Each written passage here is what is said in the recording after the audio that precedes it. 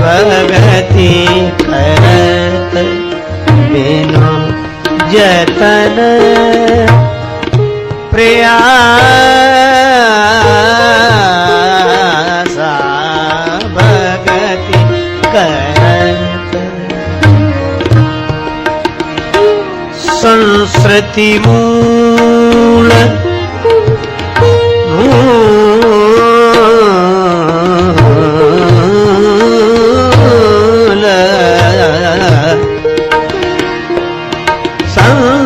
संस्कृति मूल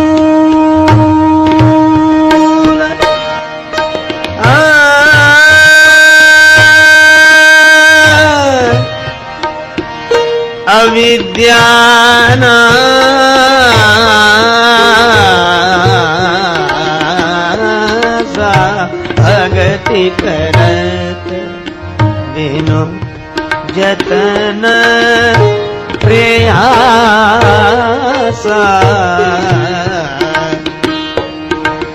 संस्कृति मूल मूल अविद्यानासा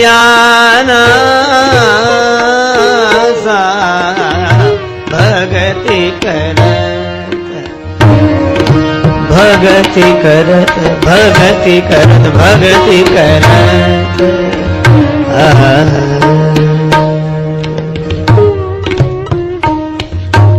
संत शेखर कलि पावन अवतार गोस्वामी श्री तुलसीदास जी महाराज श्री कागभूषुंड जी गरुड़ जी के संवाद के मध्य भगवत भक्ति की महिमा का प्रतिपादन करते हुए यह पावन पंक्ति प्रस्तुत करते हैं,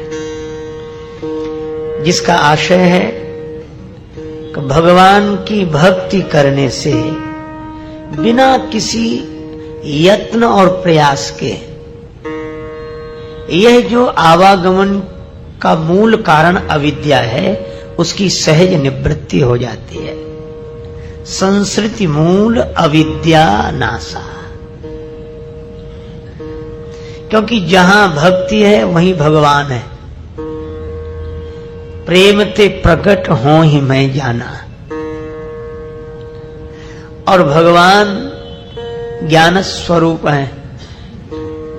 ज्ञान अखंड एक सीतावर, और जहां ज्ञान स्वरूप सच्चिदानंद भगवान प्रकट हों वहां अविद्या रह कैसे सकती है। इसलिए भगति करत बिनु जतन प्रयासा संस्कृति मूल अविद्या नाशा। और भगवान शबरी माता को नवधा भक्ति का उपदेश कर रहे हैं। भक्ति के कारण ही तो भगवान शबरी माता के पास आए। एक बार एक भक्त से किसी ने पूछा कि भगवान वनवासी क्यों बने? क्या रावण वध के लिए अयोध्या छोड़कर वन में आए? उस भक्त ने कहा कि नहीं, 10 कंध के मारन को चतुरंगिनी शक्तिमती नृपता होती खासी। अगर दशानन के वध के लिए वन में पधारते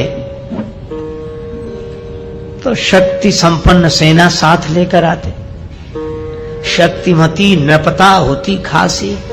अच्छा चलो, ऋषि मुनियों के दर्शन और सत्कार के लिए यदि वन में आए तो यह तो अच्छा है, पर ज्यादा अच्छा होता महापुरुषों को, संतों को श्री अवध में बुलाकर उनकी पूजा करते, स्वागत सत्कार करते। ऋषियों मुनि के सत्कारन को बहु यज्ञ विधान होते सुख राशि, यज्ञों का आयोजन करते। और फिर भरत भैया जैसे महात्मा मनाते रहे और भगवान चित्रकूट से अयोध्या नहीं लौटे। मन राखते बंधु भरत को औसी, घरे फिर जाते प्रजा के उपासी। फिर लौटे क्यों नहीं? उस भक्त ने कहा मेरी समझ से तो केवल एक कारण है, शबरी बनवासिनी होती न जो तो प्रभु राम हुना बनते बनवासे। अगर शबरी मैया बनवासिनी नहीं होती तो भगवान भी वनवासी नहीं होते, क्योंकि उनका तो नियम है ये यथा माम प्रपद्यन्ते तांस तथैव भजाम्यहम्।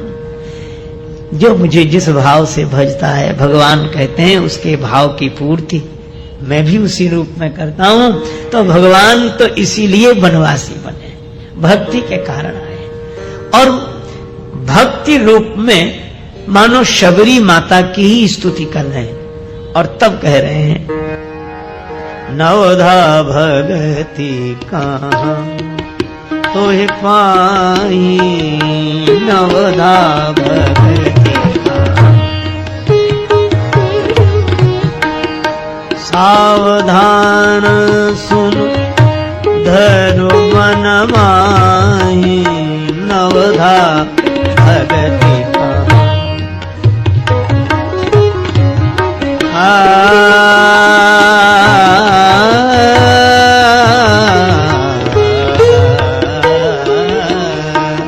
भगति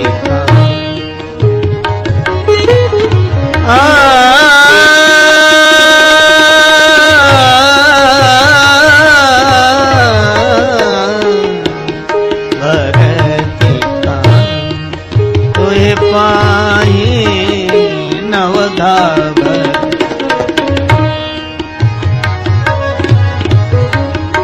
नवधा भगति।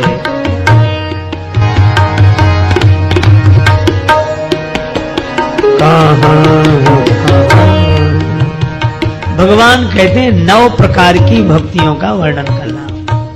पहली भक्ति संतों का संग। देखो बाहर से दिखते हैं संत, पर उनके भीतर हैं भगवंत, इसलिए संत का संग भी भगवान की भक्ति है। भगवान की कथा भगवान का ही रूप है, इसलिए भगवत कथा में प्रीति भी भगवान की भक्ति है।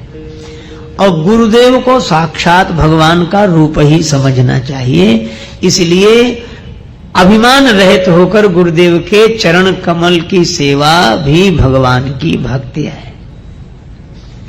अब भगवान चौथी भक्ति का वर्णन करते हुए कहते हैं चौथी भगति मम गुण गण करई कपट तज गान। भगवान के गुण गाने के लिए,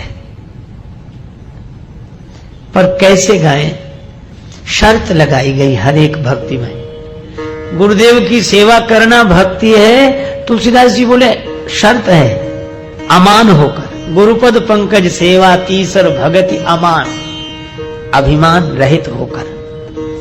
तो कहा कि भगवान के गुण गाना भगवान की भक्ति है। भगवान बोले शर्त है करई कपट तजिगान, निष्कपट भाव से भगवान के गुणों का गायन करे, हृदय से वाणी का साथ हृदय देने लगे, समझ लो भगवान के गुणों का गायन हो गया। हृदय से, भाव से। भाव ही सर्वस्व है और भाव ही आधार है। भाव से भजले इन्हें तो भव से बेड़ा पार है। भाव वाले भक्त का भगवान पर भी भार है, इसलिए पर ब्रह्म का होता यहाँ अवतार है। प्रेम से भगवान के गुणों का गायन हो जाए। और भगवान बताते हैं कि जो प्रेम से गुणों का गायन करेंगे उनका रूप कैसा होगा। मम गुण गावत पुलक शरीरा, गद गद गिरा नयन बहनीरा। भगवान के गुणों का स्मरण करके शरीर रोमांचित हो जाए, नेत्रों में प्रेम जल भर आए। श्री हनुमान जी महाराज ऐसे ही कथा कहते हैं, जब सुनते हैं तब तो वाष्पवारी परिपूर्ण लोचनम के रूप में वे हैं ही, लेकिन जब कथा कहते हैं तो क्या कहा,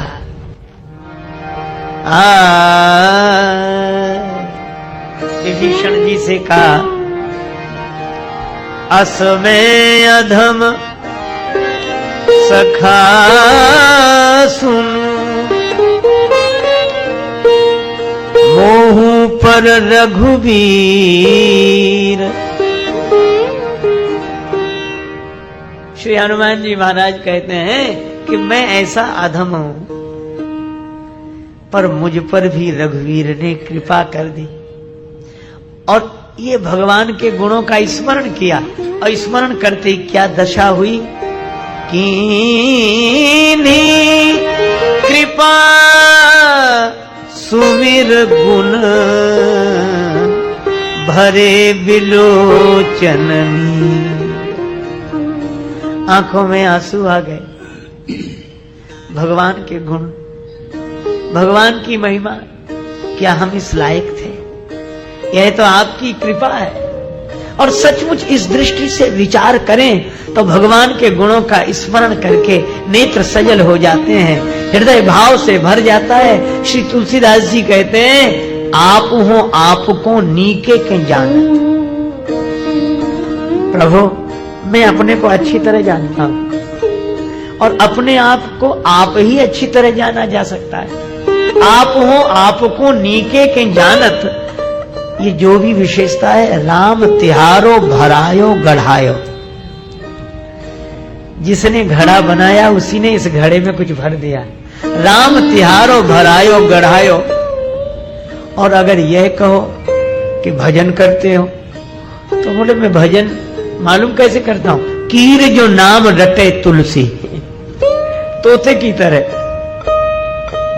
वाणी से राम राम कर लेता हूं। श्री रामकृष्ण परमहंस जी कहते हैं कि तोता राम राम तो करता है, लेकिन बिल्ली दिख जाए तो राम राम कहना बंद करके टैं टैं टैं शुरू कर देता है। और हमारा भी यही हाल है। संतों का संग, कृपा होती है तो हम राम राम करने लगते हैं, और जैसे ही वासना की बिल्ली दिखती तो फिर टैं टैं टैं करने लगते हैं। कीर जो नाम रटे तुलसी, सो कहे जग जानकी नाथ पढ़ायो। यह भी जानकी नाथ की कृपा है। और सोई है खेद जो वेद कहे, भरोसा एक ही न घटे जन जो रघुवीर बढ़ायो। और हो तो सदा खर को असवार, तिहारे नाम गयंद चढ़ायो। मैं तो गधे पर बैठने वाला था, लेकिन आपके नाम ने आज हाथी पर बिठा दिया। यह गुण आपका है, मेरा नहीं। यह मेरे पुरुषार्थ का परिणाम नहीं है, यह तो आपके प्रसाद का परिणाम है। यह भगवान का गुण है। देख दोष कबहू न उड़ाने, सुन गुण साधु समाज बखाने। यूं सुधारी सन्मान जन किए साधु सिर मोर, को कृपालु बिनु पाले है बिरदावली बरजोर। भगवान के स्वभाव की बात बताऊं, कितने कृपालु हैं। श्री तुलसीदास जी ने दोहावली में एक दोहा लिखा है, बड़ा सुंदर दोहा। भगवान एक दिन दर्पण देख रहे थे और दर्पण में श्री राघवेंद्र ने अपना रूप देखा तो दुखी हो गए। श्री जानकी जी ने पूछा, प्रभु क्या बात है, दर्पण देखकर प्रसन्न नहीं हुए? आप दुख इतने सुंदर हैं। भगवान बोले, और तो सब ठीक है, लेकिन ये भौं जो है ना, ये टेढ़ी है। तो श्री जानकी जी ने कहा कि भौं का टेढ़ा होना तो सुंदरता का एक अंग है, और यह तो सुंदरता का हेतु है। भ्रकुट, विकट भ्रकुटी, इसका तो वर्णन किया गया, भौं टेढ़ी। भगवान बोले, सोच सब ठीक है, लेकिन मुझे अपनी विशेषता की दृष्टि से मैं इसे नहीं देख रहा हूं, मुझे अपने दास की याद आ रही है। किन दास के से भक्तों की? तो बोले कि ये जो भ्रकुटी टेढ़ी है, तो हमारे जो भक्त, हमारे जो दास हैं, वह देखकर भ्रम में न पड़ जाएं। कौन से भ्रम में? का मुकुर निरखी मुख राम भ्रू, गनत गुण ही दे दोष, कि तुलसी से सठ सेवकन लखिजन परई सरोस। कहीं तुलसीदास जैसे भक्तों को यह न लगे कि राम जी नाराज हैं इसलिए भौं टेढ़ी किए हुए हैं, और उनको यह भ्रम न हो जाए कि मैं रोष में हूं। यही करुणा करी कीन न कोहू, जिसने कृपा करने के बाद आज तक कोप किया ही नहीं, ऐसो को उदार जगमाही। ऐसे कृपालु श्री राम जी हैं। तो भगवान के गुणों का स्मरण करते ही नेत्र सजल हो जाते हैं। मम गुण गावत पुलक शरीरा, गदगद गिरा नयन बह नीरा। और भगवान शंकर भी जब राम जी के गुणों का स्मरण करते हैं, कथा कहनी थी तो गुणों को हृदय में ले आए। हरे ये रामचरित सब आए, तो प्रेम पुलक लोचन जल छाए। यही है, भगवान के गुण गण भीतर आवे, हृदय में आवे, वाणी में आवे, तो नेत्र सजल हो जाते हैं। क्योंकि गुण तुम्हार समझई निज दोषा, जय सब भांति तुम्हार भरोसा। राम भगत प्रिय लागहि जेहि, तेहि उर बसहु सहित बैठहि। अच्छा, अब कपट छोड़कर भगवान के गुण गायन की बात है। चौथी, भगति मम गुण गण करई कपट तजी गान। श्री हनुमान जी महाराज एक दिन कथा कह रहे हैं। कहां से? तरु पल्लव महाराहा लुकाई,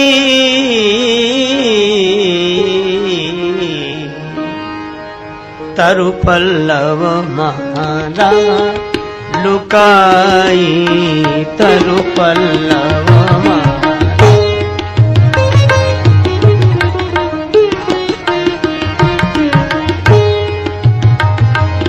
करई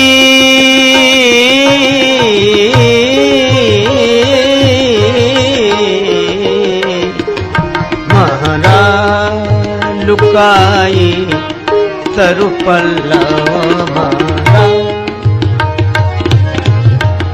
करई विचार करो का भाई,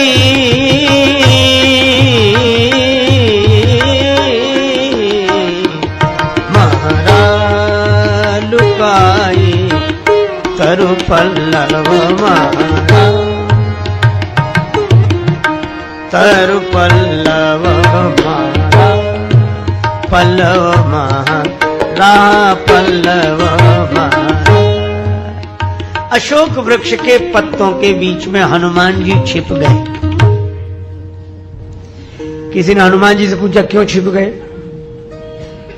कहा कि भगवान की कथा कहनी है, भगवान की कथा कहनी है। तो कथा कहने का ये कौन सा ढंग है?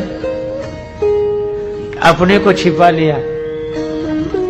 हनुमान जी बोले इसलिए कि भगवान के गुणों को प्रकट करना है, अपने को थोड़ा ही प्रकट करना है।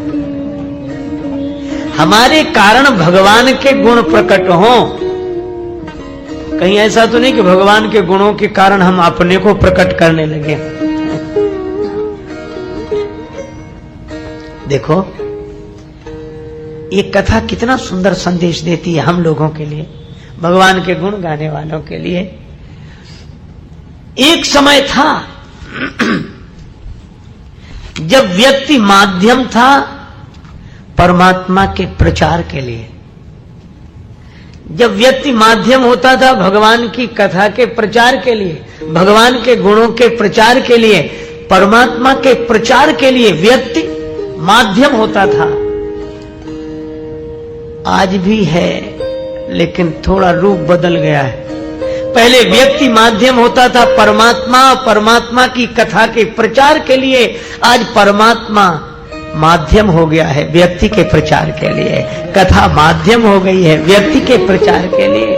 भगवान के गीत माध्यम हो गए व्यक्ति के प्रचार के लिए। पर श्री हनुमान जी महाराज ये संदेश देते हैं कि यह कपट पूर्वक गायन हुआ, कि लगता तो यह है कि हम भगवान के गुणों का प्रचार कर रहे हैं, पर भगवान के गुणों के माध्यम से हम अपना ही प्रचार तो नहीं कर रहे। पर श्री हनुमान जी की विशेषता क्या है? जब विभीषण जी को कथा सुनाई तो अद्भुत बात है, विभीषण जी तो वक्ता के बारे में ही पूछ रहे थे कि आप कौन हो।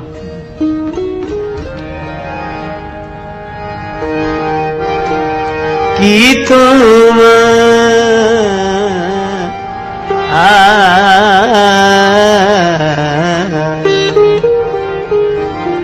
कि तुम राम दीन अनुरागी,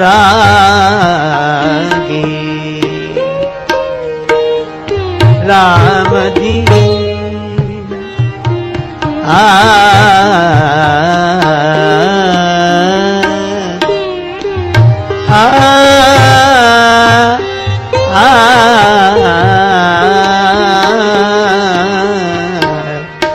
राम दीन। आप कौन हैं? राम दीन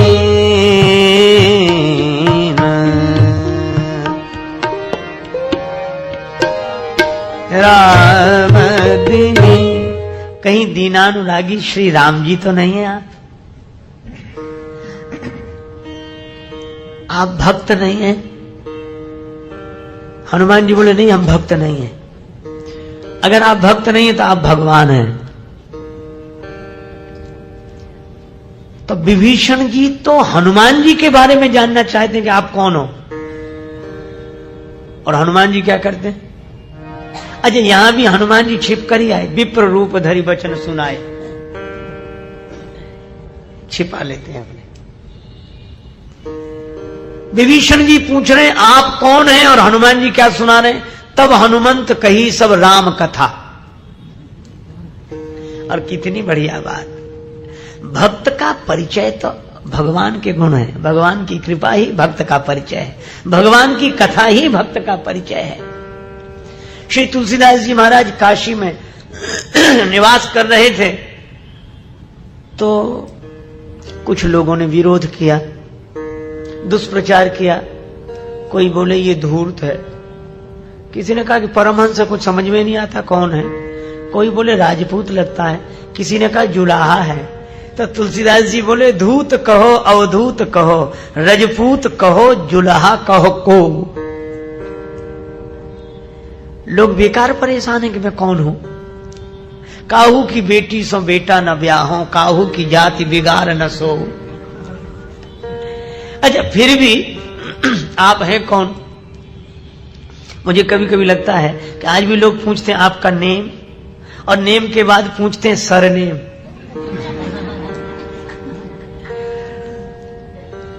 तुलसीदास जी ने लगता है इसी सरनेम का उपयोग किया है। उस पंक्ति में लिखा है का नाम क्या है आपका, तो तुलसीदास जी बोले तुलसी। सरनेम तो कह दें तुलसी सरनाम गुलाम है राम को, और जाहि रुचे सो कहे कछु वो, मांगे के खेबो मसीत को सोईबो, लेवे को एक न देवे को दो। भक्त का क्या परिचय हो सकता है अलग से? भगवान की कृपा ही भक्त का परिचय है। मेरी अपनी क्या योग्यता है? एक भक्त ने अपनी मस्ती में कहा उल्फत की अगर रूदाद सुनो तो मेरा फसाना काफी है, हाँ जिक्रे जफाए दोस्त नहीं बेदाद जमाना काफी है। इस दौरे जुनू में अपना पता हम इसके सिवा क्या बतलाएं, एक नक्शे कदम सजदों के निशान बस इतना ठिकाना काफी है।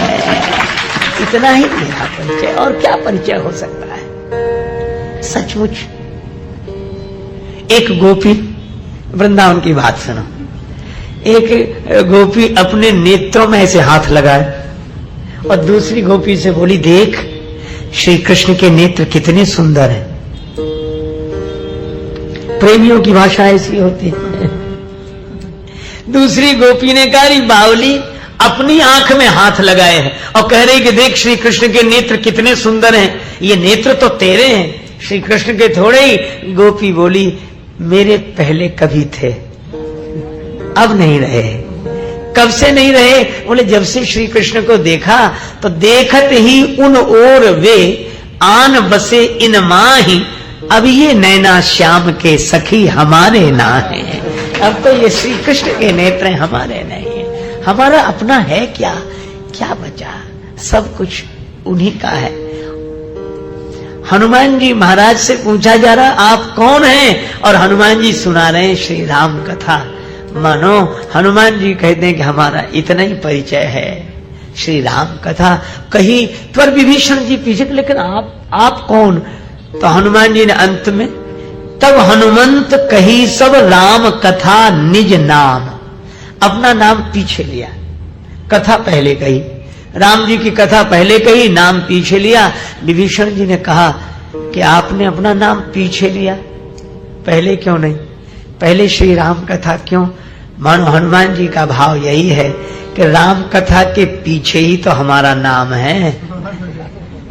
राम कथा के पीछे नाम है, राम कथा के कारण नाम है। हमारे नाम के कारण राम कथा नहीं है, राम कथा के कारण हम हैं, हमारे कारण राम कथा नहीं है। नाम पीछे। और हनुमान जी बराबर यही कहते हैं। जब जानकी माता ने पूछा कि हनुमान जी से जानकी माता पूछने लगी, बेटा इतनी बड़ी सोने की लंका जलाए, तुम्हारी पूंछ में आग लगी थी पर पूंछ का एक भी बाल नहीं जला, क्यों? लंक जला के जली भी नहीं, हनुमंत विचित्र है पूंछ तुम्हारी। और कौन सा जादू राजेश भरा, हंसी पूछती है मिथिलेश दुलारे।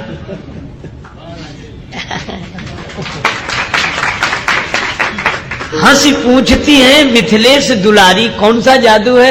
हनुमान जी ने हाथ जोड़े, बोले माता जादू कुछ नहीं। फिर बोले बोले कपि, हनुमान जी ने कहा बोले कपि ही राघव आगे हैं। हृदय में राम जी बैठे आगे, ही राघव आगे हैं और पीछे है पूंछ। रहस्य है भारी, वानर को भला पूछता कौन, श्री राम के पीछे है पूंछ हमारी। भगवान आगे और पीछे हमारी पूंछ। अर्थ सीधा सा है कि भगवान के पीछे ही तो हमारी पूंछ है, नहीं तो कौन पूछता है। और कितना सुंदर संकेत है जो हम लोग पूंछ के पीछे पड़े और हनुमान जी के पीछे पूंछ पड़ी है। इसका अर्थ यही है कि जो भगवान को अपने जीवन में आगे रखते हैं उन्हें पूंछ के पीछे नहीं पड़ना पड़ता, पूंछ उनके पीछे पड़ जाती है। तो हनुमान जी पीछे अपना नाम, तब हनुमंत कही सब राम कथा निज नाम, अपना नाम बताया।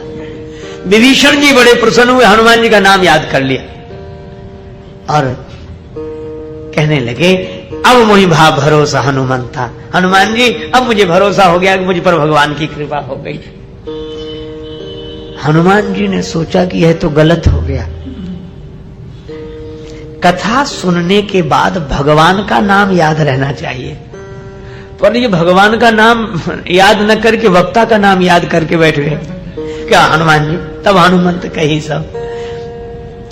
अच्छा, श्रोता में तो यह भाव होना ही चाहिए कि जिसकी वजह से भगवान की कथा मिली, तो कृतज्ञता का भाव है विभीषण जी की ओर से, ठीक है, पर वक्ता की ओर से हनुमान जी क्या कहते हैं? अरे भैया विभीषण जी अब लिया सुलिया, अब मेरा नाम मत लेना। क्यों? अरे भगवान की कथा सुनिए, भगवान का नाम लो। तो आपका नाम क्यों ना ले? बोले हमारे नाम लेने का बहुत बुरा फल है। क्या? हनुमान जी बोले प्रात ले जो नाम हमारा, ते ही दिन ताहि न मिलई आहारा। जो सवेरे सवेरे हमारा नाम लेता है उसे दिन भर भोजन नहीं मिलता है। एक सज्जन मुझसे कहने लगे क्या सचमुच श्री हनुमान जी का नाम सवेरे सवेरे लेने से दिन भर भोजन नहीं मिलता? तो हमने कहा हमसे क्या पूछते हो, किसी दिन सवेरे सवेरे लेकर देख लो, पता लग जाएगा। फिर मैंने उनसे अत्यंत नम्रता पूर्वक निवेदन करके कहा कि ऐसा नहीं है कि श्री हनुमान जी का नाम लेने से भोजन न मिलता। हम जैसे आदमी को तो हनुमान जी के ही नाम से भोजन मिलता है, सवेरे सवेरे हनुमान जी का नाम। यह तो हनुमान जी ने अपने नाम के साथ भय जोड़ दिया। भय क्यों? बोले ताकि कोई हमारा नाम ना ले। हनुमान जी की विशेषता यह है कि भाव जोड़ते हैं भगवान के नाम के साथ और भय जोड़ते हैं अपने, और भय जोड़ते हैं अपने, और भय जोड़ते हैं अपने, और भय जोड़ते हैं